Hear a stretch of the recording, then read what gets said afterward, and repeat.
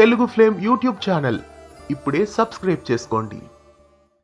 Brahmamudi serial చక్కటి ట్విస్ట్లతో ఇంతకాలం ప్రేక్షకులని విశేషంగా అలరిస్తోంది. మొత్తానికి సీరియల్ ప్రారంభమైనప్పుడు నెల తప్పిన స్వప్న ఇవాళ ఎపిసోడ్లో బిడ్డకి జన్మనిచ్చింది. 600 ఎపిసోడ్లు బిడ్డని మోసింది స్వప్న. స్వప్నకి పాప పుట్టడంతో మహాలక్ష్మి పుట్టిందని దుగ్గిరాల కుటుంబం సంతోషంతో ఉప్పొంగిపోతుంది. అదే సమయంలో బిడ్డొచ్చిన వేళ సీతారామయ్య కూడా కోమాల నుండి స్పృహలోకి వస్తాడు. మహాలక్ష్మి ఇంటికొచ్చింది, శుభవార్తను తెచ్చిందంటూ కావ్య అక్క కూతుర్ని పొగిడేస్తుంది. ఇక బ్రహ్మముడిలో మరో సర్ప్రైజింగ్ ట్విస్ట్ కూడా ఇవాళ ఎపిసోడ్ లో ఉంది. అప్పు మొత్తానికి పోలీస్ అయింది. పోలీస్ డ్రెస్ తో గన్ పట్టుకొని కళ్ళజోడు పెట్టుకొని డైరెక్ట్ గా కనకం ఇంటికి వెళ్లి హ్యాండ్స్ అప్ పద స్టేషన్ కి అంటూ కనకాన్ని ఆట పట్టిస్తుంది.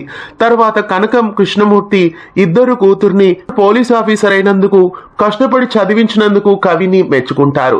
ఇక అప్పు పోలీస్ అయిందంటే రాబోయే ఎపిసోడ్స్ మామూలుగా ఉండవు. ఇక అందరినీ ఒక ఆట ఆడేసుకుంటుంది. ఇక నుండి ఎపిసోడ్స్ చాలా ఇంట్రెస్టింగ్ గా ఉండబోతున్నట్లు తెలుస్తోంది. కథలో ఇప్పుడు కుట్రలు చేసిన వాళ్ళందరికీ చుక్కలు చూపించబోతుందని అప్పు మనం చెప్పుకోవచ్చు. నందు హత్యకి కారణమైన అనామిక సామంతులను ఎన్నో కుట్రలు చేసిన రుద్రాణిల పరిస్థితి రాబోయే ఎపిసోడ్స్ లో ఎలా ఉండబోతోందో, ఎంతైనా కవి పెళ్ళాం తేడాలొస్తే కవిని కూడా లోపలేస్తానన్న రౌడీ బేబీ ప్రతాపాలు ఇక రాబోయే కథా కథనాల్లో ఎలా ఉండబోతున్నాయో మిస్ కాకుండా ప్రతిరోజు మధ్యాహ్నం 1 గంటకి స్టార్ మాలో బ్రహ్మముడి సీరియల్ ని చూసేయండి.